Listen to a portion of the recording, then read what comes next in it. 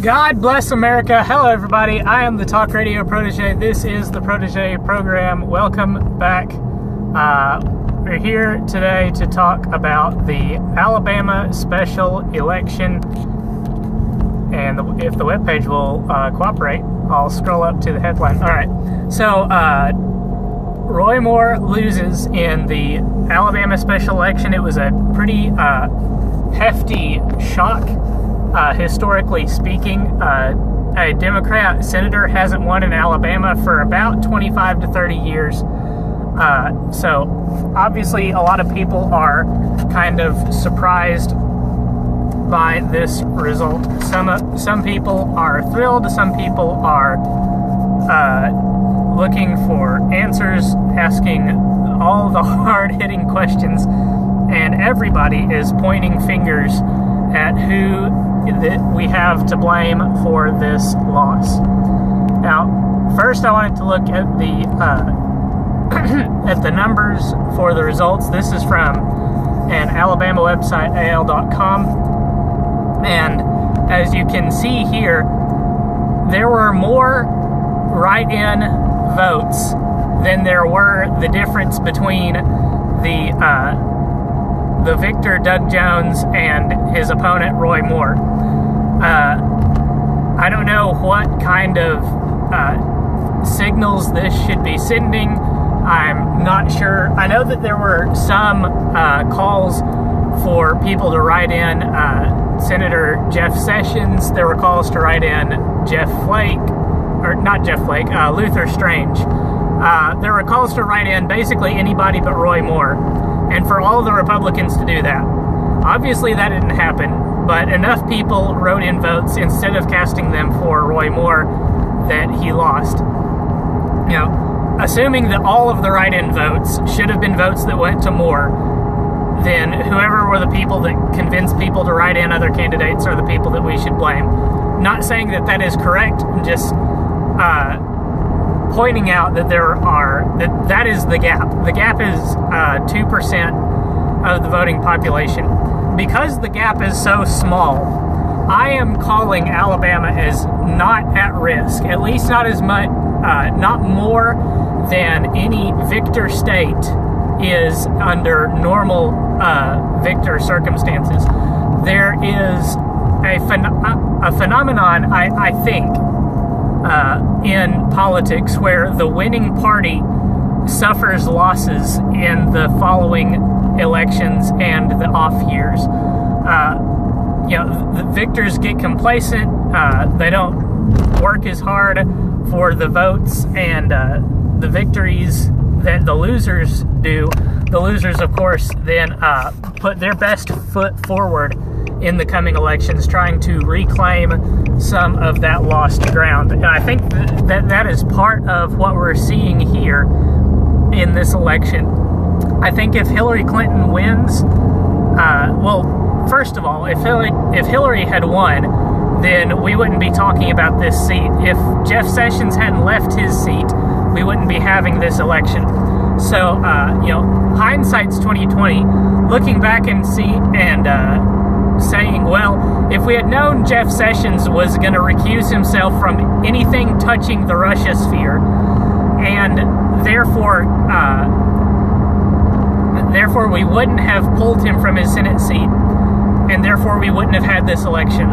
Or, hindsight being 2020, maybe the Alabama governor doesn't choose Luther Strange to fill the Senate seat. Maybe he chooses somebody that's more conservative, that's going to fight harder for Trump's agenda, and therefore this Senate seat doesn't come into contention with the Alabama population. We're going to be talking about some of the other implications with this election as we move forward.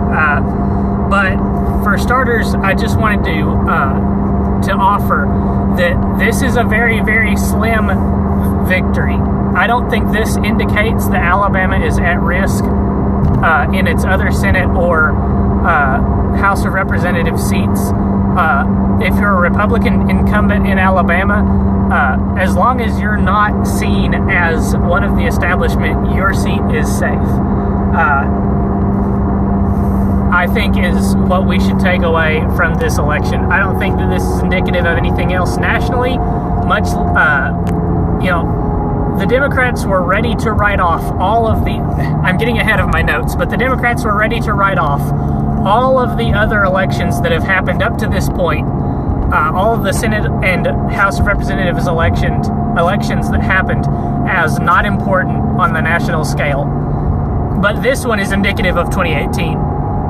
Because you'll remember the special elections that happened recently, the governor elections that happened in Virginia and New Jersey that went to Democrats. The media and the Democrats are ready to say that those were also indicative of national elections. I'm going to take the line that says all of these elections that have happened this year are not necessarily indicative of what's going to happen next year.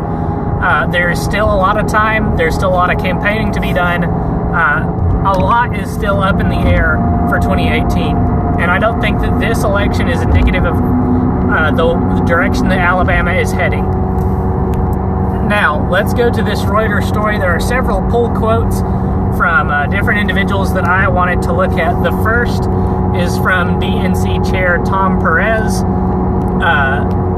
who said Democrats can win everywhere, and now we are seeing that. If Democrats can win everywhere, then why didn't they win, Georgia 6? Why didn't they win Montana? Why didn't they win there was another special election that happened at the same time as the Virginia and the New Jersey governor elections that I called out and said this is an election that tells you how things are going. Everything is breaking down over party lines. Virginia was a governor race in a blue state that went to a Democrat. New Jersey was a governor race in a blue state that went to a Democrat.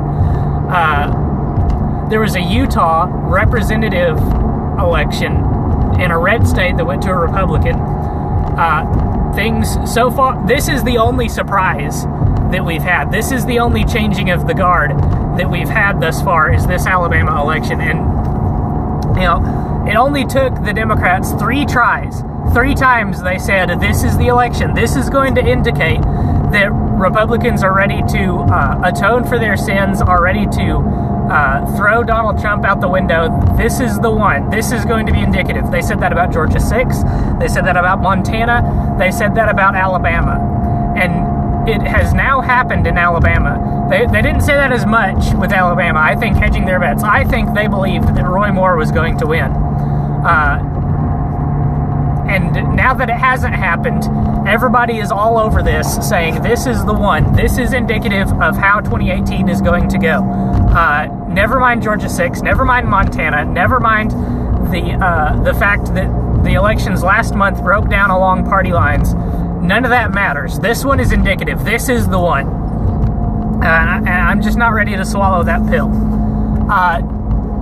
Chuck Schumer also had something to say about this. He said that the defeat of Roy Moore reflects a distaste among voters for Trump's policies. And I would like to ask the question, how could this election possibly reflect on Trump's policies, given that the one and only issue that was front and center for a month leading up to this election was the character of Roy Moore, was the allegations that Roy Moore had I'm going to call it parasexual relations with underage girls, and pursued sexual relations with parasexual relations with underage girls. I'm calling this parasexual because dating a 14-year-old is not a sexual relation. It's intimate to be sure, but it's not sexual by default. So that was the entire focus of this election for a full month leading up to the casting of the ballots. How on earth could the focus have been on Trump and his policies? Again, it's another pill that I'm not ready to swallow. Things are looking good for us, Schumer told reporters. If Republicans continue to run the government for the benefit of the few powerful, wealthy interests, there will be many more Alabamas in 2018. Now, just outright fabrications here. Again, the focus of this Alabama special election was not on Trump or his policies. the focus of the election was not even on Roy Moore or his policies. It wasn't even really on Jones and his policies. The focus was entirely on, look what a reprobate Moore is. Look how bad and evil he is. Nobody was talking about Jones. I didn't even know what the name of Moore's opponent was until this morning. Nobody was talking about Jones. The entire focus of the campaign, especially by the media, was that Moore was a reprobate and a bad person, and therefore he shouldn't be elected. He was... part of this campaign was the sexual allegations, the sexual misconduct stuff. Part of this big Me Too campaign that's been going on. The left were throwing their people out with the bathwater, partially over the expectation that Moore was going to win. They were throwing all of their people out, throwing everybody under the bus, even preparing to throw Bill Clinton under the bus in preparation for Moore winning, so that they could possibly get him kicked out of office and get others like him, aka Donald Trump, thrown out of office. This is not a reflection on Trump or his policies or the way that the GOP has been running things thus far.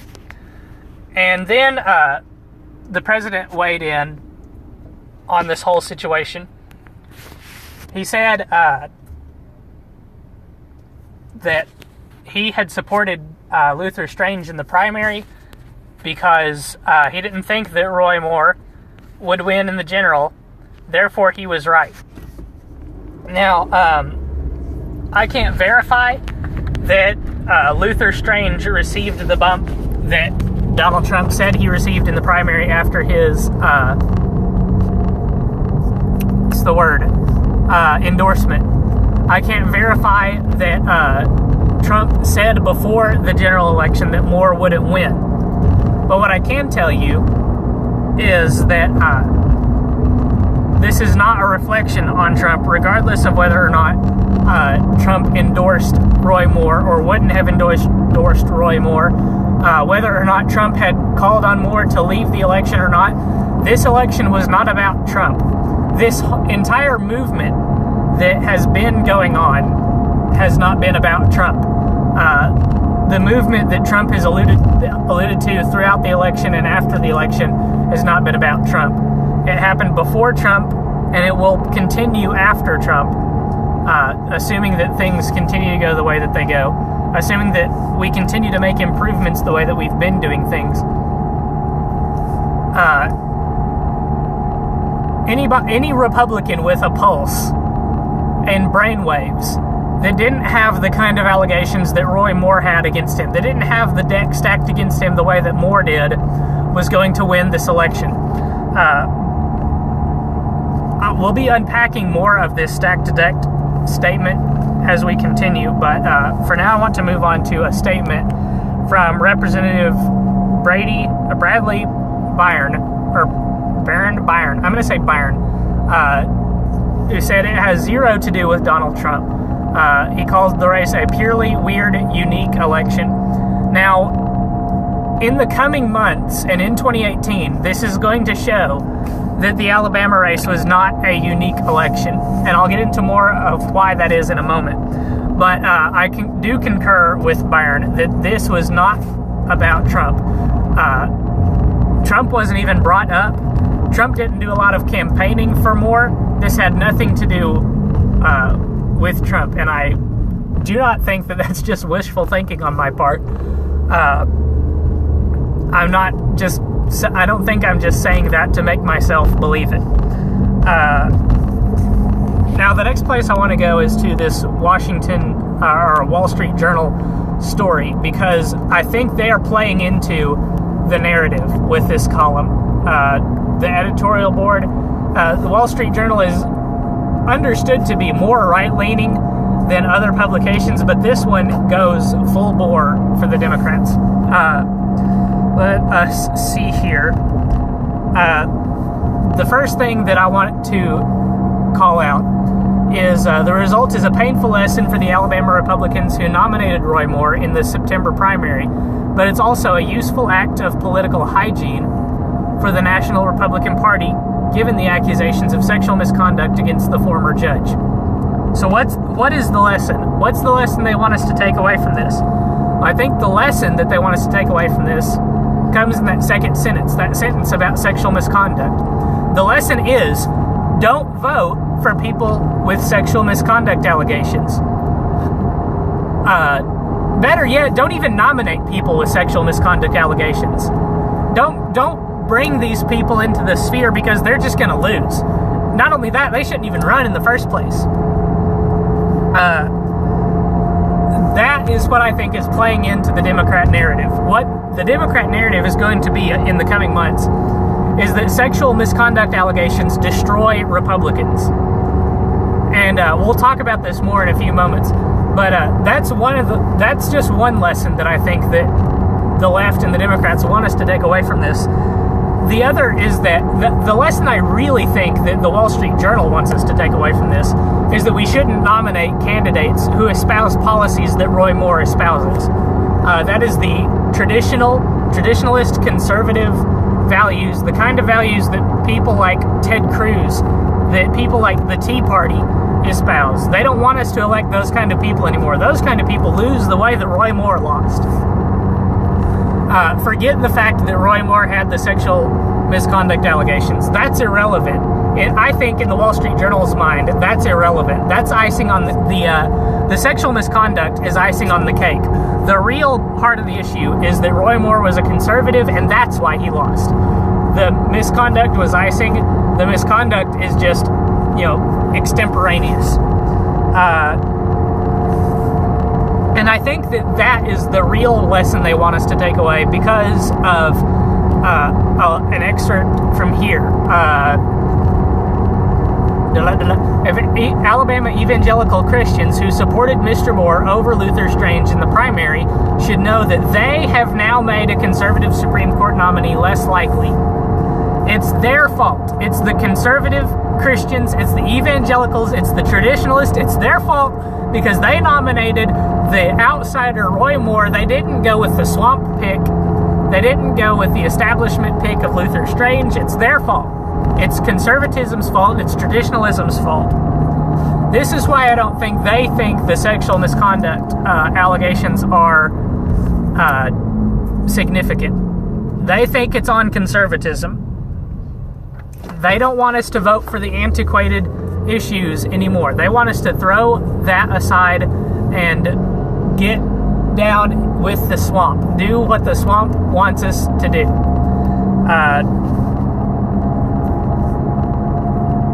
The one thing that they do get right is they do say, where do they say it? They say it somewhere.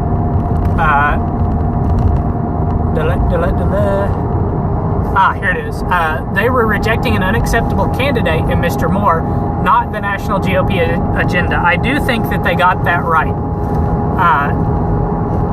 as part of this column. The rest of it, I think their focus is entirely too much on the conservatism, blaming the conservatism, and not really thinking about some of the other issues that I would like to talk about at this time. First of all, these are some of the big picture issues to think about. First of all, Roy Moore was an outsider. This is unequivocally the case. He did do a little bit of politicking before he ran for this Senate seat. And he was removed from the judge seat that he held on 2 different occasions by pursuing conservative traditionalist values, or pursuing conservative traditionalist values. For that reason, he's an outsider. He's not an establishment member. He's Trumpian in that way, in being an outsider. And the media has been bringing to bear all of their resources against Republicans in general since Trump won the election. The millions of dollars that they've spent nationally and internationally from the likes of George Soros to try and keep Republicans from being elected in these special elections. But on top of that, Roy Moore was an outsider, and for that reason the swamp must destroy him. The swamp cannot allow him to be elected because he's an outsider. you saw this in the way that elected Republicans readily abandoned Moore as soon as the allegations of misconduct came out. You saw this in the way that he was treated by Democrats and the media. I think that these allegations are at least partially drummed up by the media. It was something they covered 24/7 from the time they were released until the time that until the election yesterday. Now, that is not to say that Moore was a perfect candidate. While there is some things to compare between Trump and Moore, like for instance their outsider status, the fact that Moore never gave up, not even till the election, there is some things to contrast. First of all, Roy Moore is a person who has espoused traditionalist values as a public figure, and so by being accused of these sexual misconduct allegations, that taints his image as a family issues as a traditionalist person. Trump, on the other hand, doesn't have a history of espousing traditionalist ideas, and for this reason, sexual misconduct allegations don't damage his standing and his character as much as they did Judge Moore's. Another point of contrast, whether it was due to the fatigues of the campaign or due to the allegations of misconduct, Roy Moore's campaigning began to trail off as the campaign wore on, whereas Trump's did not wear off, but intensified as the campaign wore on. In this aspect, Trump was a better candidate than Moore. So, in Moore, we did not have a perfect candidate. We had a candidate with a somewhat tainted record of being ejected from his judge seat a few times. We had a polarizing candidate. It seems kind of strange to say that conservative Christian values, especially the traditionalist ones of not being accepting of homosexuality, are polarizing in the way that they are today, but that's a reality of today's political climate. In that way, Roy Moore was a polarizing figure. He was going to bring more people to bear against him, just as he would have brought more people to bear for him.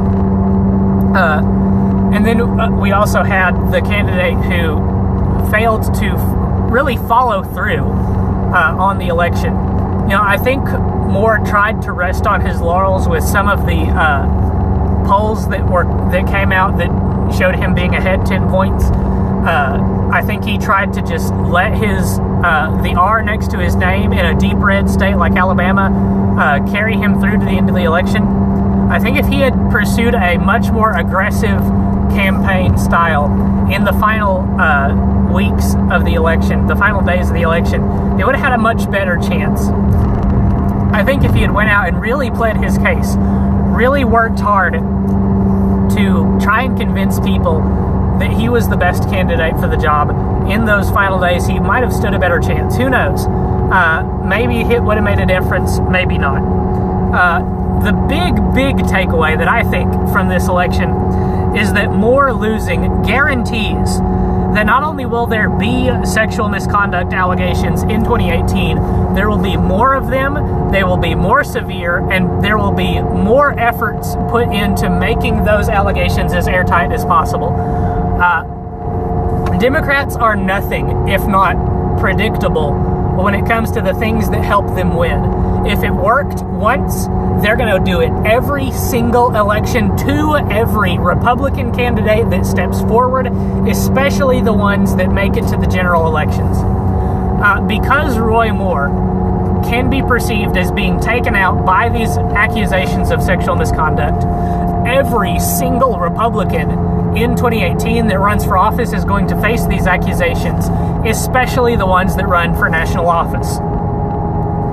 You can be sure, I'm willing to put money on it, that there will not be a single Republican candidate that doesn't have at minimum one accusation of sexual misconduct in 2018. Most candidates, I assume, how many accusations did Moore face? It was 5, I think, at least 3, maybe 5, possibly 7. I don't recall. But since Roy Moore can be seen as being taken out by these allegations, all Republicans will face them at absolute minimum 1, probably 3. If they can find them, 5 or 7. The more the merrier on these sexual harassment allegations.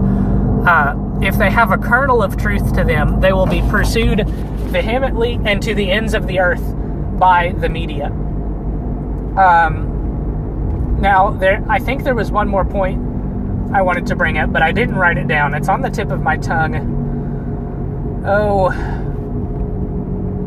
It's going to come to me as soon as I stop recording this video, but we've gone on long enough, in excess of 20 minutes, so I'm going to call it there. That is it for my analysis of the Alabama Senate elections.